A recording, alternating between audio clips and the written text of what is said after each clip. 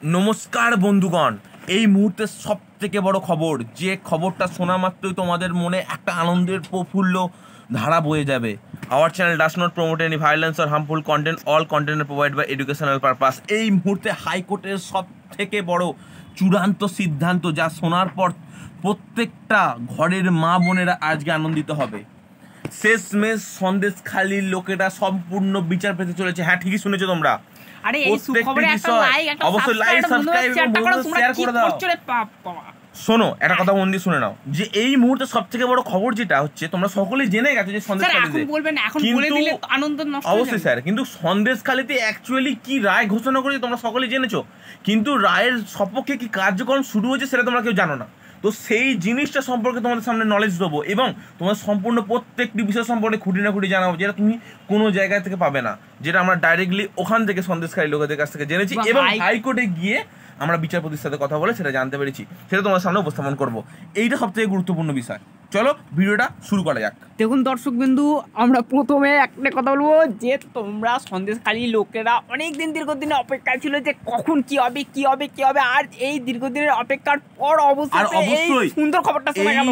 ভিডিওটা পাওয়া মাত্রই সাবস্ক্রাইব, লাইক, কমেন্ট করে বন্ধুদের প্রচন্ড পরিমাণে শেয়ার করে দিয়ে তুমিও সাবস্ক্রাইব করতে ভুলো না, কারণ এরকম নিত্য নতুন কন্টেন্ট পাওয়ার জন্য আমাদের চ্যানেলটাকে সাবস্ক্রাইব করে রাখো। অবশ্যই এবার ওরা তো সাবস্ক্রাইব করবেই। এবার দেখুন দর্শক বিন্দু, আগে বিস্তারিত জানান। দেখুন, দীর্ঘ কঠোর পরিশ্রমের পর, ঠিক আছে, অনেক কিছু দেখার পর শেখ শাহজাহানকে কিন্তু তুলে ধরা হলো কোথায়?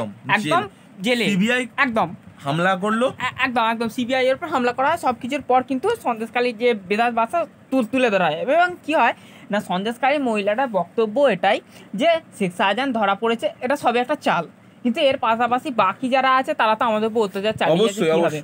এ নিয়েই সব শেষ করে দিলে একদম।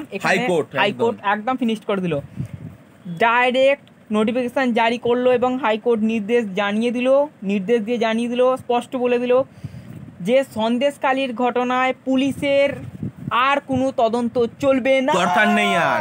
এবার সম্পূর্ণ তদন্ত করবে সিবিআই এবং সিবিআই কে সাহায্য করবে প্রত্যেকটা সময় হাইকোর্ট। এখানে আমি একটা কথা বলে রাখতে চাই যে তোমরা কমেন্ট বক্সে বলে দাও সিবিআই এর ফুল ফর্মটা, অবশ্যই এটাই শুধু দরকার। এরপর দেখো বন্ধুগণ, একটা জিনিস শুনে নেওয়ার পর স্যার আমাদের ডিটেল অ্যানালাইসিস করবেন, কারণ তিনি হাইকোর্টে এবং সন্দেশখালীতে গিয়ে সমস্ত ইনফরমেশন জেনে এনে আমি মিষ্টি নিয়ে এসেছি, আপনি মিষ্টিটা খাবো স্যার, কিন্তু ভিডিওটা করার পর শোনো দর্শক, তোমরা মিষ্টি খাও, কারণ দেখো আমাদের ভারতবর্ষের বিচার ব্যবস্থা আছে, এই বিষয়টা কিন্তু আবারও পরিগণিত হলো, সুকান্ত মজুমদার বললেন। এবার শোনো, সব থেকে বড় গুরুত্বপূর্ণ বিষয়টা এখানে বুঝতে হবে দর্শক, যে সন্দেশখালীর প্রত্যেকটা জায়গায় সিসিটিভি ক্যামেরা লাগানো হয়ে গেছে, অলরেডি লাগানো চলছে। এর পরবর্তী এলইডি, মানে যে সমস্ত স্পর্শকাতর জায়গা মানে যে জায়গাগুলোতে জমি দখল থেকে শুরু করে রাত্রিবেলা যাতায়াতের জায়গাগুলো সম্পূর্ণ বন্ধ করে সিজ করে দেওয়া ছিল, সেই সমস্ত জায়গাতেই সিসিটিভি লাগানো হচ্ছে, সেই সমস্ত জায়গাতেই এলইডি লাগানো হচ্ছে এবং সিবিআইকে সাহায্য করার জন্য সবসময় হাইকোর্ট আছেন এবং বলে দিয়েছেন যে সম্পূর্ণরূপে সেই সমস্ত জায়গাগুলোতে কী কী ব্যবস্থা করা হবে এবং কী কী চূড়ান্ত পদক্ষেপ নেওয়া হবে, সেই সমস্ত বিষয়গুলো কিন্তু জানিয়ে দিয়েছেন। এবং এই মুহূর্তে আমাদের স্যার কিন্তু তিনি হাইকোর্টের বিচারপতির সঙ্গে কথা বলেছেন, তিনি পরবর্তীকালে কী পদক্ষেপ নিতে পারেন সেটা একটা আভাস পেয়েছেন, তিনি স্যার পরবর্তীকালে বলবেন সেটা।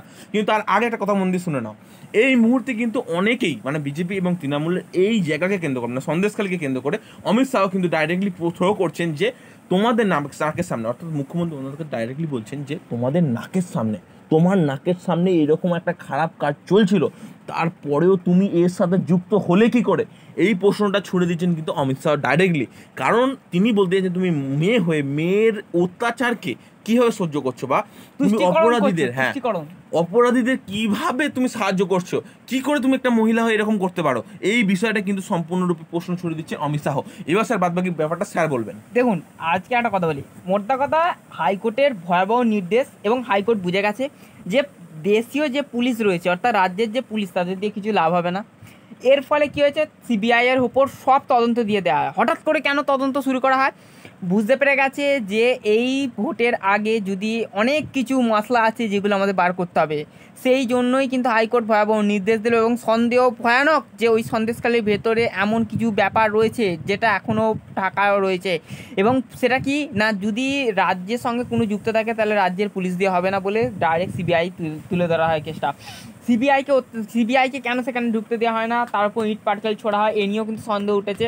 তো যাই হোক, এই সমস্ত ক্ষেত্রে এবার সিবিআইয়ের উপর সব তদন্ত এসে গেছে এবং সেখানে লাইটিংয়ের ব্যবস্থা করা হবে, সেখানে কিন্তু এবার ধীরে ধীরে উন্নয়নের আলো কিন্তু সেখানে পৌঁছাতে, এবং মহিলারা নাচছে, বাবরে নাচ দেখলে মানে মাথা খারাপ হয়ে যাবে। তাদের কাছে এখন দিওয়ালি এবং রং খেলার মহোৎসব এবং তার মিষ্টি মুখ করানোর সব থেকে সুন্দর মুহূর্ত এই মুহূর্তে। স্যার মিষ্টি মানে কি বলবো, গলায় জড়িয়ে ধরছে স্যার, এত আনন্দ হবে না। তো এইবার দেখুন দর্শক, সুকান্ত মজুমদার স্পষ্ট বললেন যে হাইকোর্টের মানে এই যে পশ্চিমবঙ্গে বিচার ব্যবস্থা বলে কিছু ছিল না, আমার মনে হয় না, কিন্তু এই নির্দেশের ফলে আমার মনে হয় না কোথাও একটা যে বিচারের ব্যবস্থা সেটা এখনো রয়েছে একদম। এবং বিচারপতি এবং বলছেন যে বারবার বিচারপতি, এই যে বিচারপতি যারা রয়েছে তাদের জন্যই কিন্তু এখনো পর্যন্ত যে আইন বা এটা বলো আমাদের আইন ব্যবস্থা থেকে শুরু করে সমস্ত ক্ষেত্রে কিছু না কিছু এখনো পর্যন্ত বেঁচে, না হলে তো এই রাজ্যে কিছুই নেই। অর্থাৎ দর্শকবৃন্দ, এখান থেকে আমরা বুঝতে পারলাম যে শেখ শাহজাহানের কিন্তু ফাঁসির ব্যাপারটা কিন্তু অনেকটা এগিয়ে গেছে, বুঝতে পারা যাচ্ছে যে আপনি সেখানে গিয়ে মানে হাইকোর্টের বিচারপতির সাথে কথা বলে আপনি কি জানতে পারলেন স্যার, সেটা দর্শকরা জানার জন্য অপেক্ষায় আছে। এবং আরেকটা জিনিসটা জানার জন্য, মানে আপনি সন্দেশখালী থেকে কি জানতে পারলেন? সন্দেশখালীতে গিয়ে বলার পর মহিলাদের প্রত্যেকে জিজ্ঞাসা করার পর আমাকে বলছে যে আমার যা আনন্দ হচ্ছে সেটা কখনো বলে বোঝানো সম্ভব নয়। আপনি এক কাজ করুন, আপনার ধরুন প্রচণ্ড খিদে পেয়েছে, তেষ্টেছে, সেই সময় আপনার গলায় ধরুন বুন জল, আপনি একটু জল দরকার, সেই জলটা যখন আপনার গলায় পড়লো, সেই যে আনন্দ, সেই আনন্দটা 100 গুণ আনন্দ আমার হচ্ছে। এবার বুঝুন, আমাকে এরমভাবে বুঝিয়ে দিল। এবং বিচারপতিকে ব্যক্তিগতভাবে জিজ্ঞাসা করা, তিনি একটা এনকোয়ারিতে বললেন যে দেখুন আমাদের একটা ব্যাপার রয়েছে, যে দেখুন যে অপরাধের সঙ্গে যারা যুক্ত তাদেরকে দিয়েই আমরা যদি বলি অপরাধ কারা করেছে তাদের দেখাও, তাহলে সে কি অপরাধগুলোকে লুকিয়ে রাখার চেষ্টা করবে? সে তো অপরাধগুলোকে লুকানোর চেষ্টা করবে, তারা কারণ তারা তো অপরাধী। তাহলে আমি যদি দেশীয় রাজ্য পুলিশ দিয়ে কিছু করাই, তাহলে সেক্ষেত্রেও তো আমার সেই মূর্খামি তো। তাহলে এই কেসটা আমাকে সম্পূর্ণ তুলে দিতে হবে সিবিআইয়ের ওপর। এবং এই যে সন্দেশখালী ইস্যুটা যে অনেকের মনে করে যে চেপে গেছে, এ হয়ে গেছে, না, আমার ব্যক্তিগতভাবে মনে হয় যে এর পেছনে ভয়াবহ কিছু রহস্য লুকিয়ে রয়েছে, যেটা এখনো পর্যন্ত ফাঁস যাতে না হয় তার জন্য কিন্তু অনেক গর্ত থেকে অনেকে উঠে এদিক ওদিক ছোটাছুটি করছে। নাম বলেননি, ইনডাইরেক্টলি কিন্তু বোঝাতে চাইলে মুখ্যমন্ত্রী। অনেকে কিন্তু বিজেপি নেতারা ডাইরেক্টলি প্রশ্ন করছেন যে মুখ্যমন্ত্রী তুমি কোথায়, এতক্ষণ এত কিছুর পরেও তুমি কিভাবে অপরাধীদের সাহায্য করার হাত বাড়িয়ে দাও? এমনকি অনেকেই বলছে যে ওখানে শেখ শাহজাহান তো ধরা পড়েছে, এটা বাস্তব কথা, কিন্তু শেখ শাহজাহানের যারা অনুগামীরা আছে তারা এখনো ধরা পড়েনি। তারা যতক্ষণ না ধরা পড়ছে ততক্ষণ কিন্তু আমাদের সন্দেশখালী সেফ নয়। আর এই সন্দেশখালী শুধু নয়, সন্দেশখালীর মতো আরো অনেক জায়গা পশ্চিমবঙ্গে তৈরি হয়ে গেছে, সেই জায়গাগুলোতে হাইকোর্ট একটা সুন্দরভাবে বিচার দেয়, সেই বিষয় নিয়ে কিন্তু অত্যন্ত গুরুত্বপূর্ণ বিষয়গুলো কিন্তু হাইকোর্টের বিচারপতি তুলে ধরেছেন আমাদের কাছে। তো অসংখ্য ধন্যবাদ বন্ধুগণ। এবার স্যার আর কিছু বলে ভিডিওটা শেষ হবে। দেখো, আমার বলার মতো বলতে একটাই আছে, আজ আমি যাব গিয়ে একটা পুজো দেবো, দেওয়ার পর আমি শুধু এটুকুই বলবো যে রাজ্যে যেন এবার একটা কিছু ভয়ানক যে বিষয়গুলো এখনো পর্যন্ত চাপার হয়ে রয়েছে, যেগুলো এখনো পর্যন্ত আসতে পারছে না, সেই বিষয়গুলো যেন এবার জনগণের কাছে উঠে আসুক। দেখুন, এখানে আমরা কোনো তৃণমূল বিজেপির কথা বলছি না, জাস্ট যেখানে যা অপরাধগুলো আছে সেই অপরাধগুলো যেন জনসমক্ষে উঠে আসুক। অমিত শাহ কিন্তু স্পষ্টই বলে দিলেন যে আমরা তুষ্টিকরণ মানব না, এবং বাংলার প্রতিটা মেয়ে, বাংলার প্রতিটা মা বোনেরা কিন্তু দেখেছে যে কিভাবে মুখ্যমন্ত্রী অপরাধগুলোকে চাপার চেষ্টা করেছে, এবং সেইখানে দেখা যাচ্ছে তুষ্টিকরণের জন্য, ভোট ব্যাংক লোটার জন্য তারা কিন্তু কি করেছে, একটা নির্দিষ্ট গোষ্ঠীকে কিন্তু পার্টিকুলার পাওয়ার দিয়েছে। তো এই নিয়ে কিন্তু অমিত শাহ যথেষ্ট মুখ খুললেন।